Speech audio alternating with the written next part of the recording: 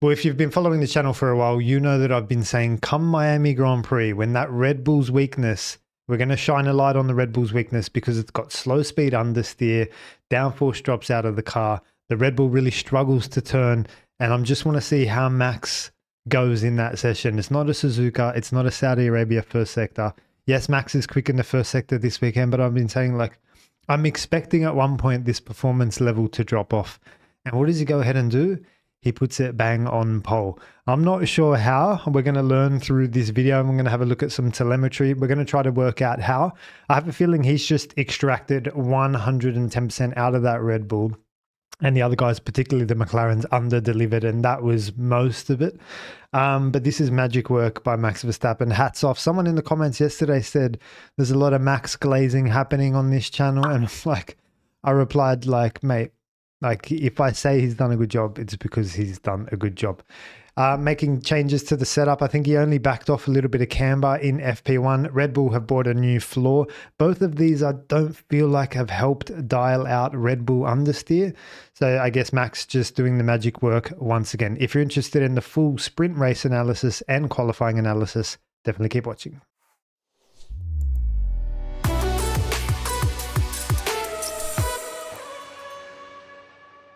Welcome back to the channel, guys. My name is Martin. I'm a specialist technical coach and mentor for open formula drivers. Let's kick off with the sprint race because it was a great sprint race, obviously helped with the rain. And I've got a few notes here that I'm just going to refer you guys to. So it was extremely wet, and I'm very old school, old fashioned in this. I want to see them go out in the wet. Like, yeah, visibility, you know, you can't see, I get it. And it's part of it, you know, it's just a shame sometimes that we have to have it only just a little bit slippery for it to be considered wet. It's like we don't often get full wet weather running in Formula One at the moment, unfortunately.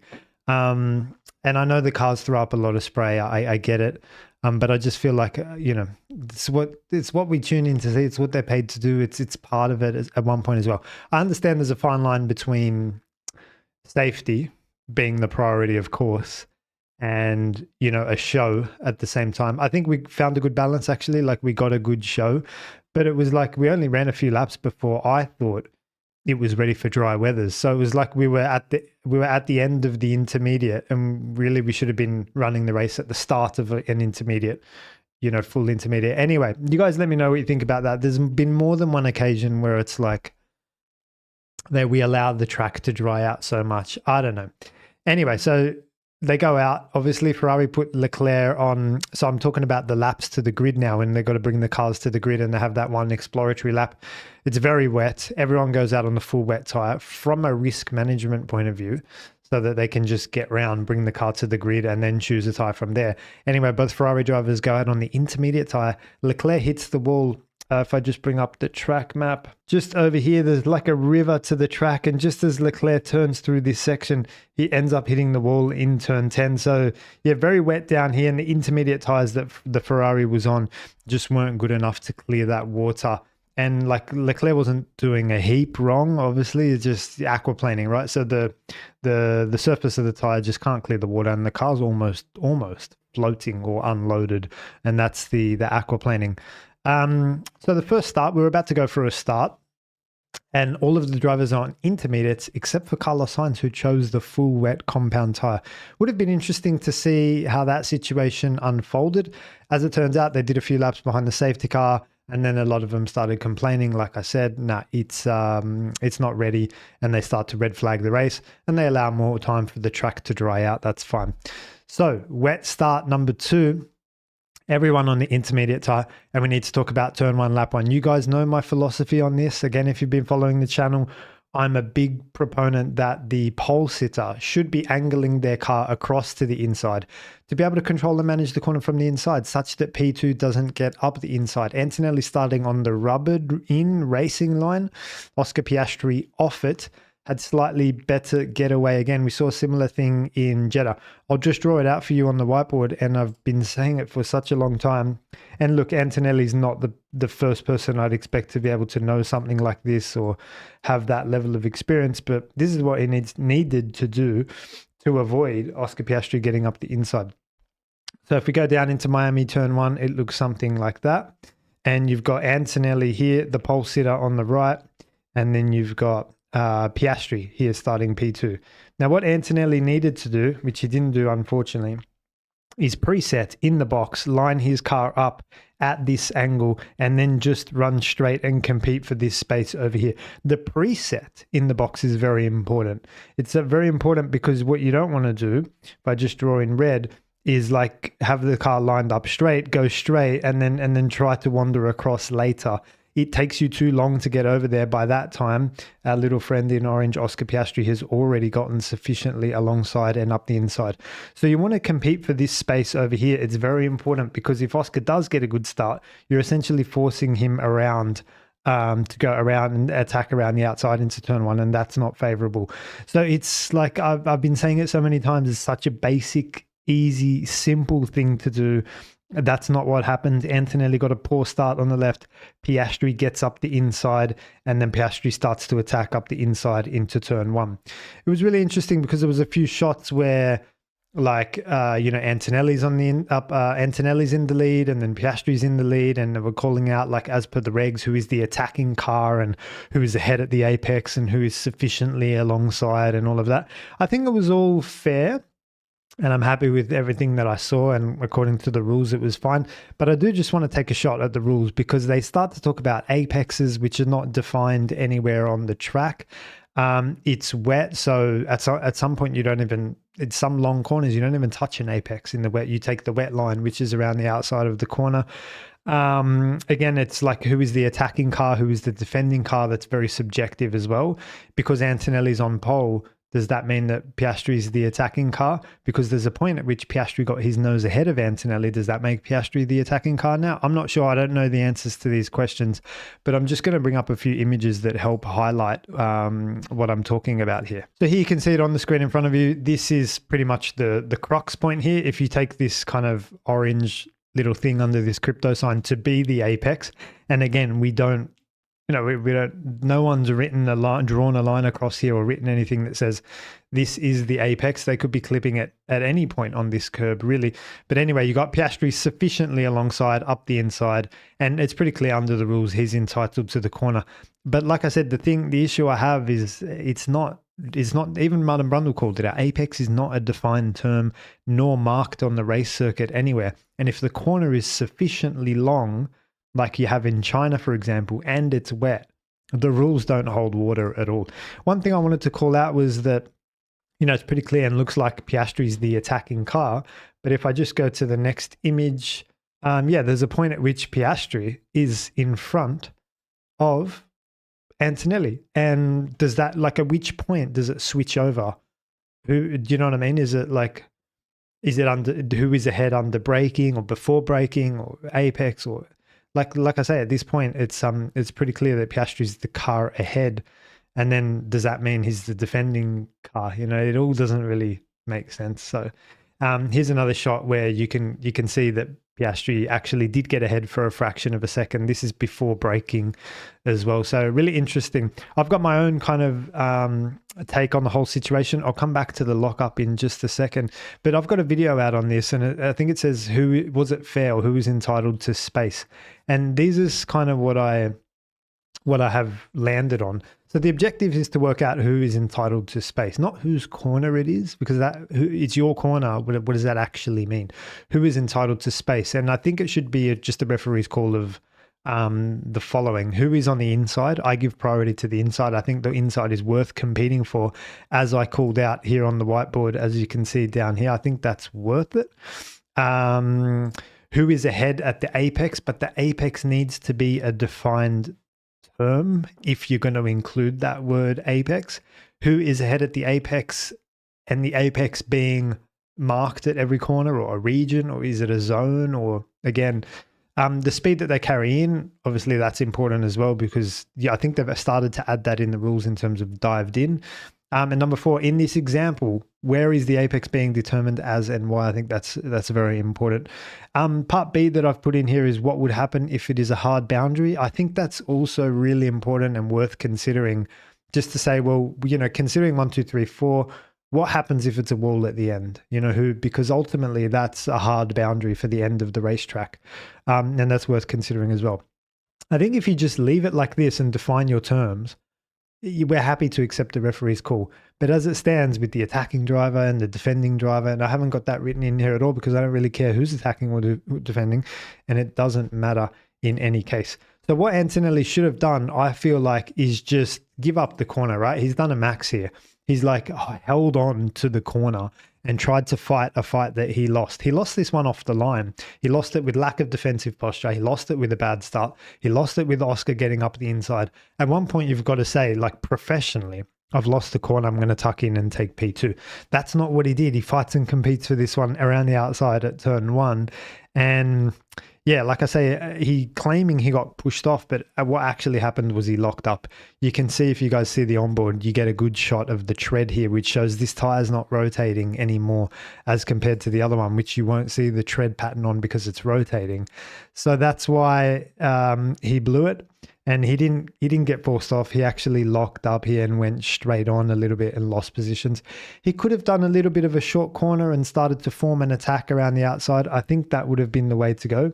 So if I just draw Antonelli, say in pink, for example, with Oscar coming up the inside, you could have done a short corner like that and tried to get on throttle early and done a little bit of a switchback. That would have been maybe a possibility to start to attack down the subsequent straight. But yeah, I think Antonelli blew that one, but lack of experience, guys. So he'll learn from that for sure. Interesting to note Max's start procedure. He was just inside his box. They asked him about it afterwards and said, Max, you were just inside your box. Did you know it? And Max is like, no, I was on the line. Like, it was all good. So he's, searching for all these little things here. And he might have got that idea from Lando when Lando was out of his box and it was such a question mark.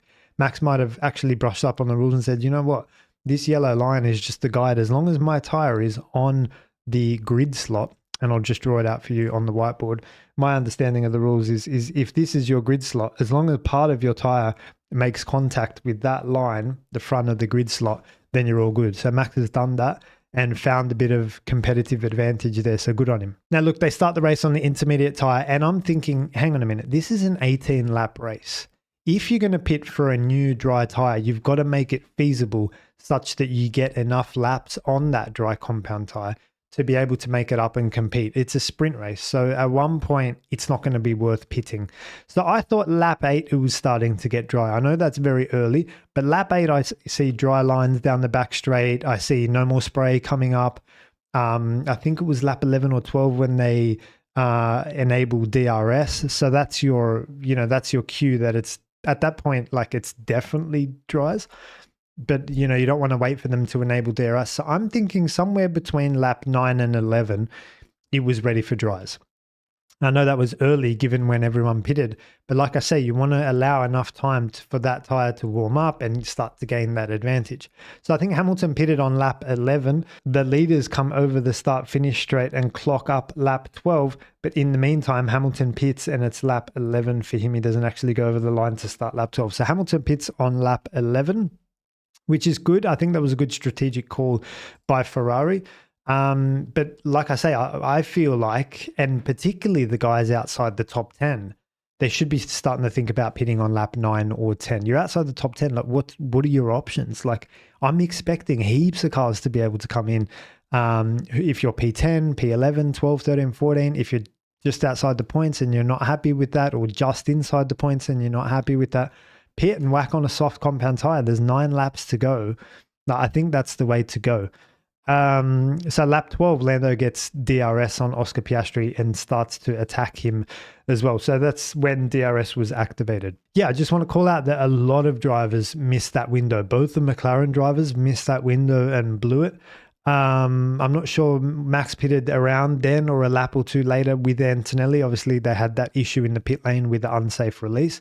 But really, the call out for me is that Ferrari and Hamilton made the right call and that McLaren let this drag on into unsafe territory, such that they end up pitting Oscar Piastri first on lap 14 with 4 or 5 laps to go. And I'm starting to think, well, why now? Like, you've come this far.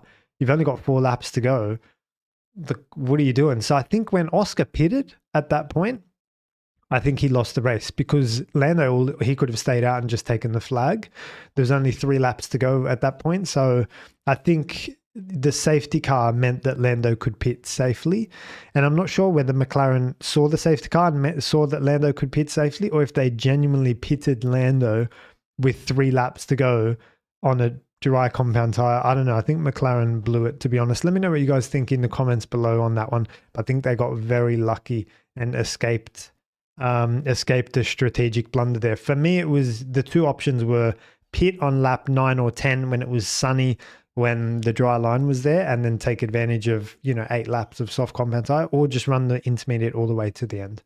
To pit with 3 or 4 laps to go is a waste of time. Now, there were a few drivers that pitted for the medium compound tire. I think Red Bull were one of them and Carlos Sainz was the other. Again, I'm not sure, like with half a sprint race to go, you're talking about maximum 8 laps.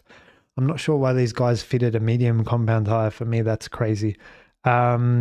Yeah, we need to talk about Carlos Sainz's little accident as well. Quite clumsy, to be honest. And Carlos is going to need to cut this out of his game if he's going to be considered a world-class driver.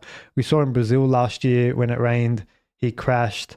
In Melbourne this year when it rained, he crashed. And this is all not that long ago, right? And then here we go again into the chicane. Carlos has just clipped the left rear on the wall here. So this chicane is quite tight. It kind of goes like that. And you do have a bit of space over here, but what Carlos has done is come in and avoided it with the front, but then by the time the rear comes in, it's just collected the wall here on the left and then spun the car around like that. So a clumsy mistake, and like I say, he needs to cut that out if he's to be considered world-class.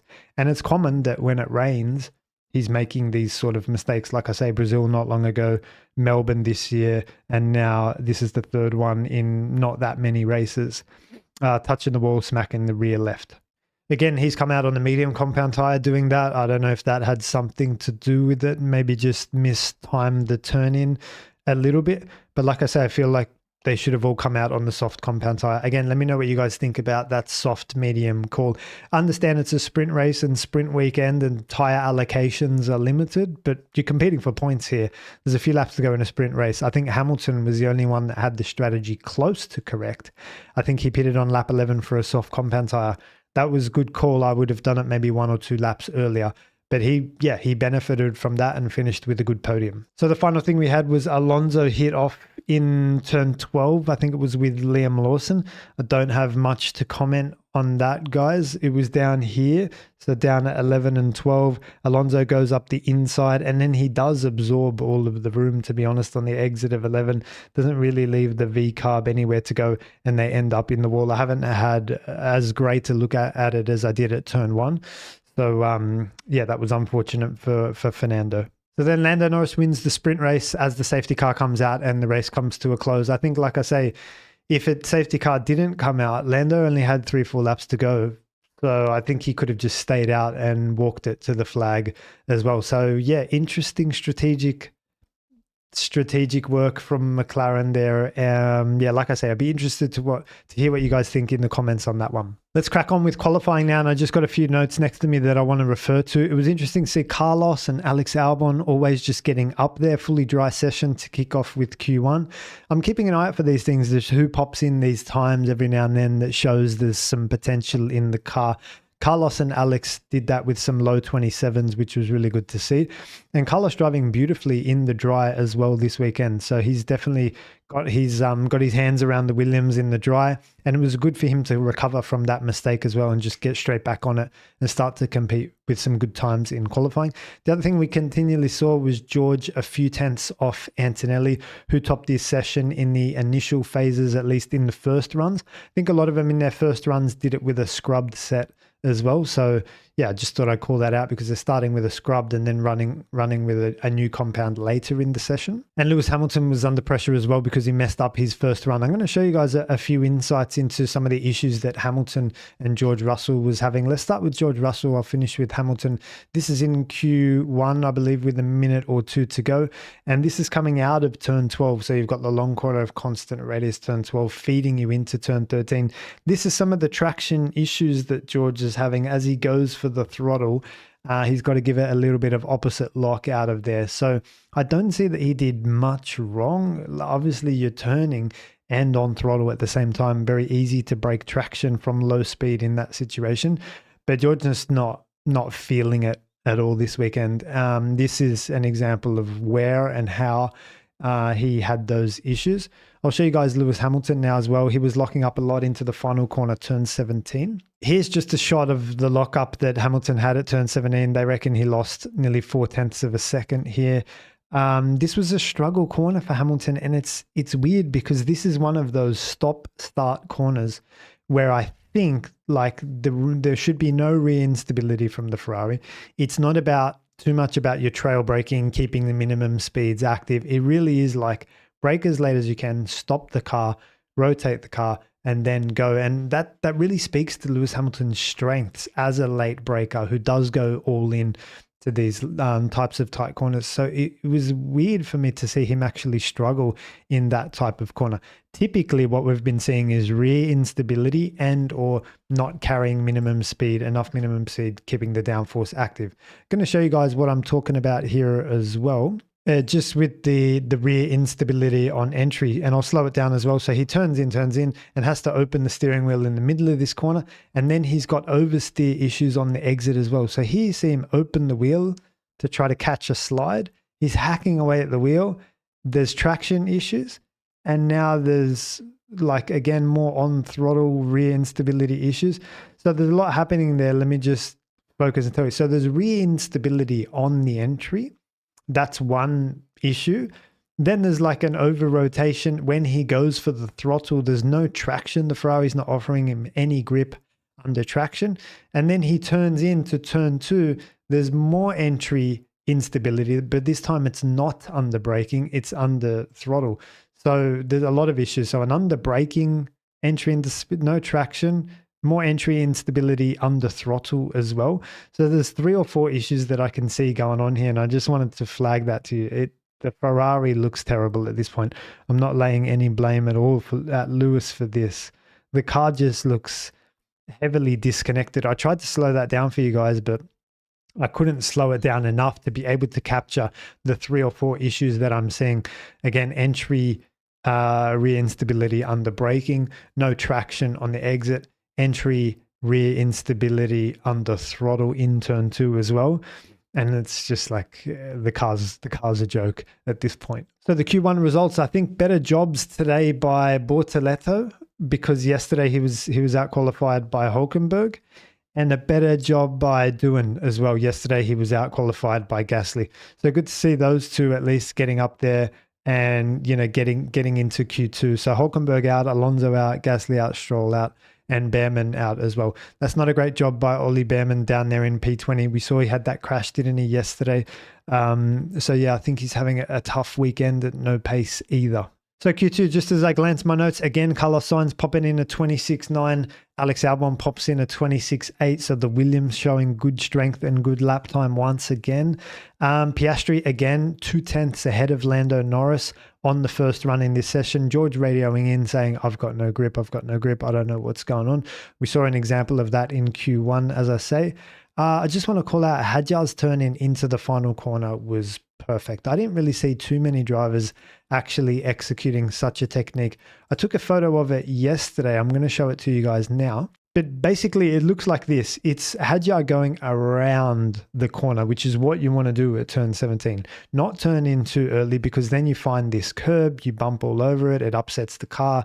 By the time the car settles and you've got the steering wheel straight and you can get on traction, you know, you've lost a lot of time. Lando was guilty of that in Q3. We'll get onto that a bit. But the timing of the turn in is very important. It's very important that you actually go around this corner and get the steering wheel straight. If I just draw for you what he's doing here is braking it straight and deep and doing the short corner thing, the small rotation, getting the steering wheel nice and straight on the exit. So lovely to see. And I'll show you how that looks as compared to, say, Piastri, for example, which is here. And you can see Oscar's turning in, and if he continues on this trajectory, he is going to bump across that curb. And like I say, that's not what you want when you want to be thinking about getting out of the corner. I think Hadjar definitely had the way to go there. So the results then, the biggest name out here was Hamilton, kicked out in this session with more entry oversteer in turn 2. I think they reckon he lost nearly 0.2 or 1.5 tenths with that entry oversteer at turn 2. If I just compare his first sector to Leclerc, 28.8 and 28.7. So not really. I mean, Those guys are giving away half a second to Verstappen, by the way, in the first sector. So, I mean, the car was just terrible. So I don't think Lewis should be too harsh on himself for this knockout. I think both the VCARB drivers were complaining of a battery issue. I think there was a little bit more potential, particularly in Hadjar. I think he could have snuck into Q3. Just looking at the margins here, he's not very far off Ocon. So, I mean, a lot of these guys, 26.9, 26.9, 26.9, 26.8, 26.8. I mean, if Hadjar had some battery issues, could have got up there with at least Carlos Sainz. Again, the Williams 6 and 7 doing a good job, and the sessions was topped by Piastri with a 26.2. That's actually a good lap. Keep that number in mind. We're going to have a look at that as we head over to Q3 results. So here they are then, the Q3 results, a 26.204 was the pole time from Max Verstappen. If I just go back, Piastri did a 2.69. That was Lando's lap time. So that would have put him at least second, certainly third. So Piastri under-delivered in this session a lot. And like I said in the introduction, Max Verstappen over-delivering. That's a mega first sector, by the way. We jumped on board with him and there was a lot of entry instability into turn one, probably even maybe half a tenth or a tenth in Max's first sector as well. Even though he got the purple first sector, the tires were not prepared or ready for turn one, but I think he definitely made up for it and hung on to that advantage throughout the rest of the lap. I think the lap was lost by McLaren not extracting the full potential of that MCL39 and not doing a great job in the final corner. We saw Lando bumping over the curbs in the final corner, waiting for the car to settle.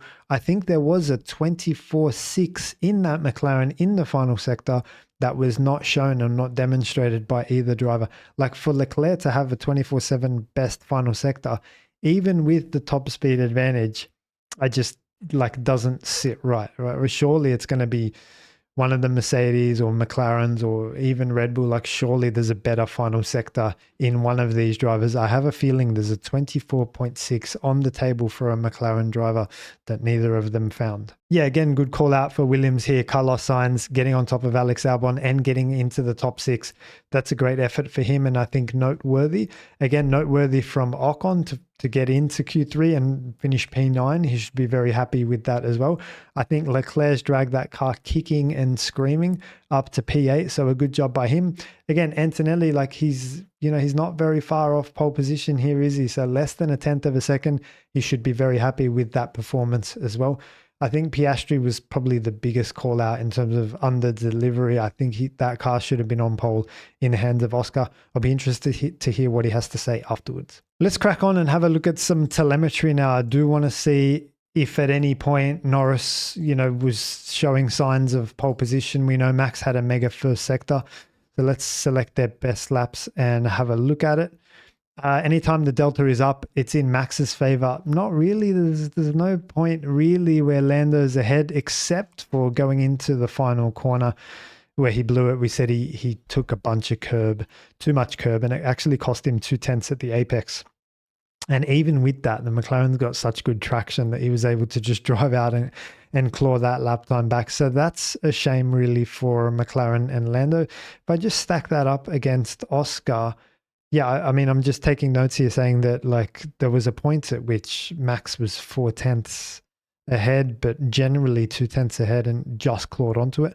I just want to see how that looked for Oscar, if there was any point at which he was ahead. Surely at one point he was ahead by a more significant margin. No, he wasn't really. Maybe after turn one, because we saw that mistake with Max, but Max through the S's is just a machine. That high-speed grip of the Red Bull and the way Max gets the car into the direction change is very good. If I just call out how and why you see this higher full throttle percentage or higher throttle percentage through the S's and the speed that Max can carry, I have a feeling that's just the result of all steering wheel work, keeping the steering wheel straighter, keeping the car flatter, keeping it more obedient on direction change. I have a feeling it's all that. It's a shame we don't get the steering trace in order to see it. But no, the Oscar didn't look like troubling Max either. So again, Magician Max pulling it off once again. Let's compare him against Antonelli. See if there was a point at which maybe Antonelli was looking like having a shot at it. There definitely was. This is more promising. So all through the tight stuff, we see Antonelli ahead and leading on to the back straight. Antonelli with the top end of that Mercedes, he enters the final corner with a shot at pole position. That's just the way it goes. He's done not a bad job in the final corner. Again, it looks like he's prioritized the exit because he's given up a lot of time on entry and then got the car nice and straight for the exit, but it didn't work out for him there. So Antonelli looked like, the guy who's extracting the most out of any other car other than Max in the Red Bull. Just having a look between teammates, I just want to see if there's extra lap time somewhere for the McLaren drivers. Let's have a look. Yeah, you see these big delta swings. There's a point at which one of them is a tenth ahead of the other, and then they lose.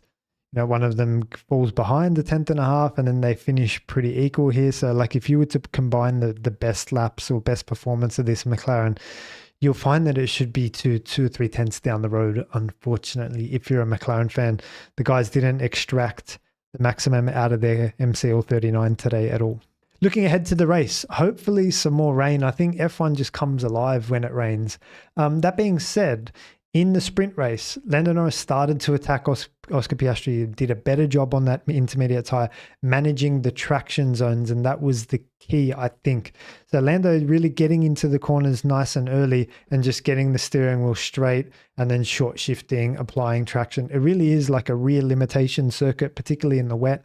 Looking after the rear of the intermediate tyres is the way to go. And Lando did that much better than Oscar, such that he could apply pressure to Oscar and get in his DRS when the track started to dry out. So that's what I'll be looking for tomorrow. If it does rain, who's the one that looks after their rear tires more? Now, the guys are starting to search for water as the track dries up. That's fine. I think that helps cool the fronts because, the fronts are the first to make contact with that water, and then they clear that water. By the time the rears go through it, they don't get as much cooling effect or as much love from the cold water that's sitting on the racetrack. Nevertheless, it's still worth searching for, but just want to call out to you guys that it is a battle of rear limitation if it does rain and we have an intermediate race tomorrow. Hopefully they get the race underway in a little bit more damp, more wet conditions so that it's not 8 laps before the track dries out. That would be great. But yeah, I'm hoping for a wet weather race. Otherwise, I think it'll be difficult to pass, as we've seen it happen to be difficult to pass this year in 2025. Thanks for watching. If you did enjoy this video, please leave me a comment or question in the comment section below and subscribe to this channel for more racing analysis moving forward. Thanks for watching. I'll see you in the next one.